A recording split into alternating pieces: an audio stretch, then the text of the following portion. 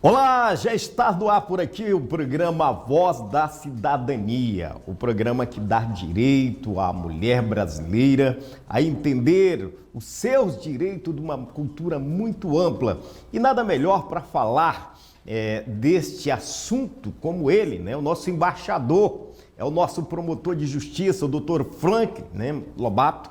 E ele que há muito tempo vem carregando essa bandeira do programa Voz da Cidadania, tem esforçado dias após dias. Eu costumo dizer que ele já tem mais de 30 mil horas dialogando, né, em benefício da mulher brasileira. E hoje nós vamos bater um papo, né, com ele novamente aqui no programa para saber como é que foi aí essa última semana que nós não estivemos aqui atualizando as demandas, se surgiu fatos novos ou se não tem. E tudo isso nós vamos saber agora no nosso programa por aqui. Em primeiro lugar, doutor Franklin, bom dia. Estamos aqui nesse diálogo para saber Bom algo. dia! Bom dia, tudo bem? Bom dia, Jesus. Tudo bem, graças a Deus. Queria mandar meu abraço fraterno aos meus amigos telespectadores da Web TV de Canaã dos Carajás. E com isso eu abraço também todo o sul do Pará, para dizer que hoje, dia 2 de junho, das 10 às 16 horas, estaremos concorrendo a uma vaga no Conselho Nacional de Justiça em Brasília. Eu, Franklin Lobato, seu criado, mestre em Ciências Jurídico-Políticas, doutor em Estado de Direito e Governança Global pela Universidade de Salamanca, estou concorrendo a uma vaga no Conselho Nacional. Eu que já fui indicado para a Corte de Haia, que já fui indicado para a OEA, já fui indicado para o Conselho Nacional do Ministério Público e agora nessa nova empreitada do Conselho Nacional de Justiça. Doutor Frank, tudo isso que o senhor me falou é a grande autoestima do homem que cresce buscando saber para ajudar outro homem.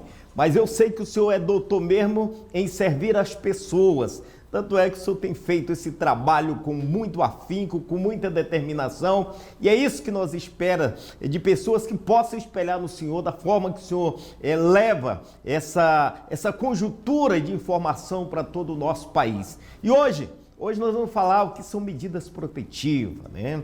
É o afastamento da pessoa acusada, da agressão do lar, do domicílio, né? Ou até mesmo do local de convivência. Eu queria que o senhor já colocasse essas informações aqui para a nossa sociedade, para o nosso Pará, para o nosso Brasil. Bom, Jesus, eu vou então iniciar a Voz da Cidadania falando o que são medidas protetivas. Você, minha amiga telespectadora, você, minha amiga ouvinte das rádios parceiras do projeto A Voz da Cidadania, as medidas protetivas, meu amigo Jesus, são medidas de proteção e garantia aos direitos das mulheres, que têm como finalidade eliminar ou amenizar a situação de violência, de risco que a vítima enfrenta. Então, a Lei Maria da Penha, ela exemplifica algumas dessas medidas. Por exemplo, eu tenho o afastamento da pessoa acusada de agressão do lar, domicílio local de convivência com a ofendida. Então, você, minha amiga, vítima de violência doméstica, existe uma medida que vai afastar aquele agressor do teu lar, impedindo que ele possa continuar te agredindo. Também nós temos, Jesus, a proibição da pessoa acusada de manter determinadas condutas, entre as quais a aproximação da ofendida, de seus familiares e das testemunhas, porque muitas das vezes a vítima pede ajuda de pessoas que presenciaram a agressão, essas pessoas não querem depor porque estão com medo. Então eu preciso dar uma proteção para essas testemunhas, fixando o limite mínimo de distância, também impedindo que ela tenha contato com a ofendida, seus familiares e testemunhas, para que a pessoa não possa frequentar determinados lugares que a vítima frequenta. E aí eu falar aqui o local de trabalho da vítima, né? Academia onde a vítima frequenta, templos religiosos. Também tem que falar aqui, Jesus, da restrição ou suspensão de visita da pessoa acusada de agressão aos dependentes menores. Se você, minha amiga, tem filhos com agressor, esse agressor vai ficar impedido de visitar o seu próprio filho até que ele se conscientize que não é com a agressão que ele vai resolver o problema da guarda desses filhos. O agressor também é obrigado, através de medida protetiva, a prestar alimento. Sim, minha amiga, você ouvindo aí o nosso programa Voz da Cidadania, você pode pedir uma pensão alimentícia para o agressor e a justiça vai determinar esse pagamento.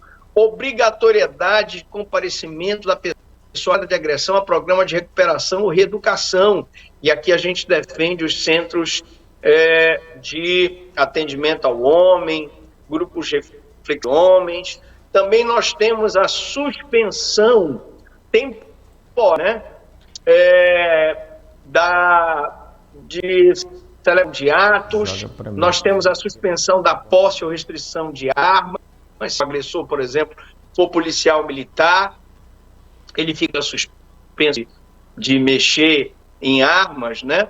O encaminhamento dessa é importante em situação de violência e seus dependentes a proteção, atendimento, como a Patrulha Maria da Penha. A gente defende a patrulha 24 horas, delegacias de polícia 24 horas, Bolsa Família para essa mulher, programa de acompanhamento psicológico e social, porque essa mulher ela está abalada psicologicamente, muitas vezes sofre violência psicológica, restrição de bens, impedindo que ele, por exemplo, possa vender os bens da ofendida, no caso de separação judicial, proibição temporária de celebração de atos e contratos de compra, venda e locação de propriedade em comum, porque, claro, né, Jesus, se eles estão se separando, ele vai querer vender os imóveis da ofendida.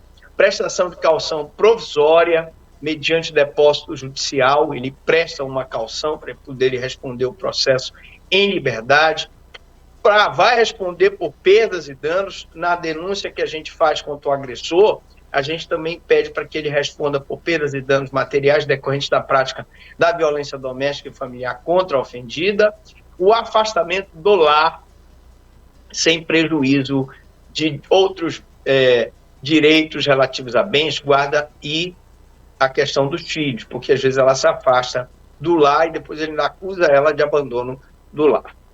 Doutor Frank, essas medidas, elas são válidas, elas são reais, e nós temos observado que a violência, não é que ela aumentou, porque no passado não tinha essas informações. Então a mulher acabava que ficava na escuridão da informação. E uma das coisas que me chama a atenção hoje, por exemplo, é que quando a pessoa tem a pena restritiva de direito, que ele não tem contato direto com a pessoa, aí também vem a questão dos filhos, né? Como é que fica o lado emocional da vítima e do vitimado quando não se tem essa legalidade para assisti-lo, o caminho dos filhos, e que são provocadas suspensões de visita? Eu queria que o senhor falasse um pouquinho em cima dessa demanda, o que se faz para atender a demanda da justiça quando tem que ter o afastamento, né, total da pessoa fazer visita aos seus filhos e os menores que estão sob o poder da guarda. Bom, em primeiro lugar, Jesus, eu preciso esclarecer aqui para os nossos ouvintes da Voz da Cidadania, os telespectadores da Web Cidade, que essas medidas, elas são exemplificativas, elas não impedem a aplicação de outras medidas previstas na própria lei, no artigo 22 da Lei Maria da Penha. Agora, evidentemente que essas medidas aqui, elas são medidas protetivas de urgência. Nós aqui, na Promotoria de Violência Doméstica, nós não resolvemos problema de separação judicial, de guarda, de tutela, de curatela. Essas questões aqui, de proibição, por exemplo, temporária de celebração de atos, essa proibição de restrição de bens, essa pensão alimentícia aqui, ela é provisória, porque a mulher está passando por uma situação de urgência, sofrendo risco, e nesse momento o Ministério Público, então, vai se movimentar no sentido de conceder à mulher a pensão alimentícia, vai impedir que o agressor venda os bens do casal, e vai, então, pedir, por exemplo, uma suspensão da posse ou restrição do porte de arma, se ele for um policial, por exemplo, e estiver agredindo a vítima. Então, eu preciso esclarecer a minha amiga ouvinte, meu amigo ouvinte, que essa medida ela é provisória e ela só acontece naquele momento para poder justamente atender aquela situação peculiar da mulher vítima de violência doméstica. Essas questões, ela provisoriamente resolvida aqui por nós, mas a longo prazo essas questões devem ser resolvidas através de uma ação de divórcio, de separação, de dissolução de união estável, que será feito na vara de família. Nós aqui não somos uma promotoria de família, nós somos uma promotoria de violência doméstica e familiar. Então a gente cuida das infrações penais, processando o agressor, pedindo prisão, e das medidas protetivas para proteger a mulher vítima de violência doméstica. Doutor Frank, outra coisa que sempre os telespectadores nos perguntam, e quando pergunta a gente precisa repassar para que o senhor tire as dúvidas, né? Como é que funciona hoje os programas de readaptação, de recuperação desses casais que porventura caem nessa situação e há uma recuperação? De que forma o Ministério Público pode estar resolvendo essa demanda na questão da recuperação do cidadão?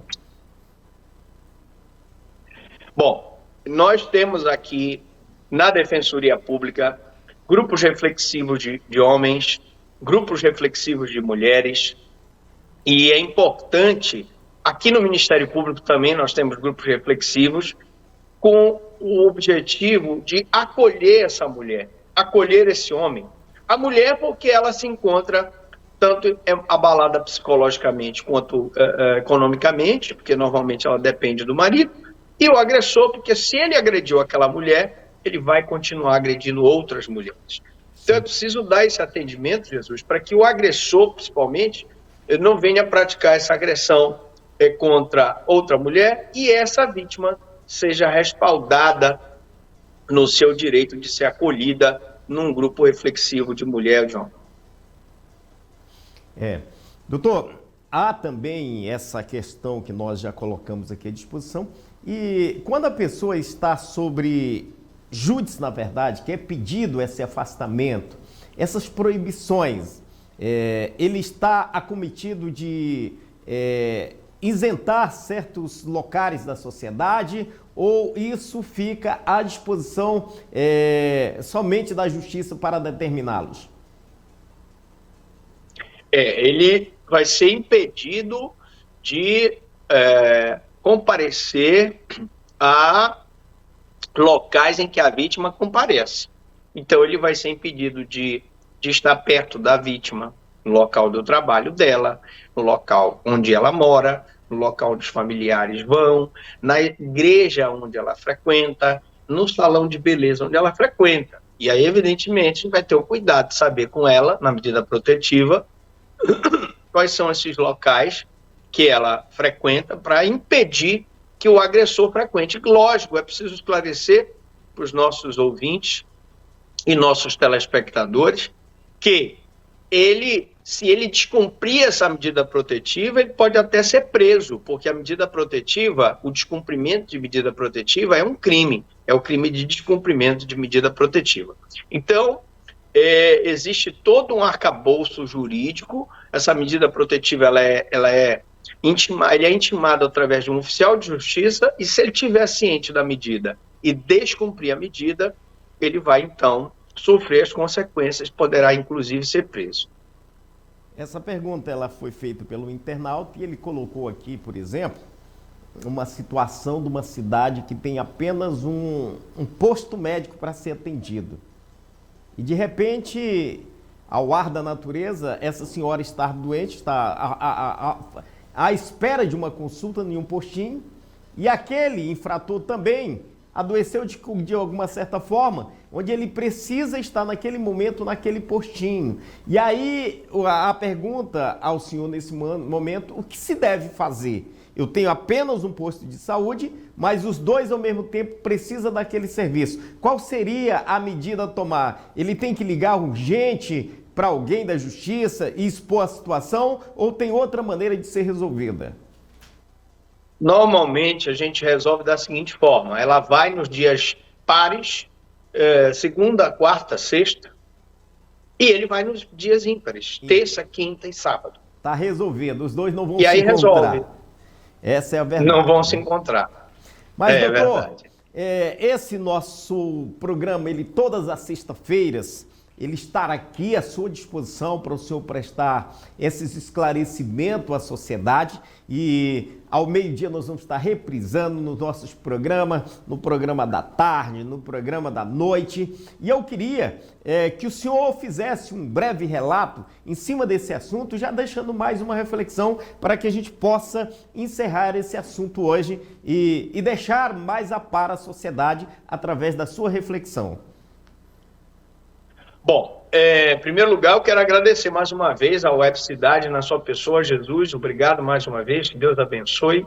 Agradeço a Deus e a você por essa oportunidade. Quero dizer que no próximo programa, A Voz da Cidadania, a gente vai deixar a seguinte pergunta: que documentação a mulher em situação de violência deve levar para a delegacia de polícia para facilitar o seu atendimento em relação ao pedido de medida protetiva, né? Ela quer medida protetiva, mas qual o documento que ela tem que levar? Nós temos que esclarecer as nossas queridas telespectadoras que ela precisa, quando ela sofre uma violência física e ela está lesionada, ela tem logo que bater a foto dessa lesão, ela tem logo que ir no posto médico, receber o atendimento, ela tem direito a receber, Jesus, o prontuário médico, fica com a cópia do prontuário médico, que comprova que ela sofreu aquela agressão.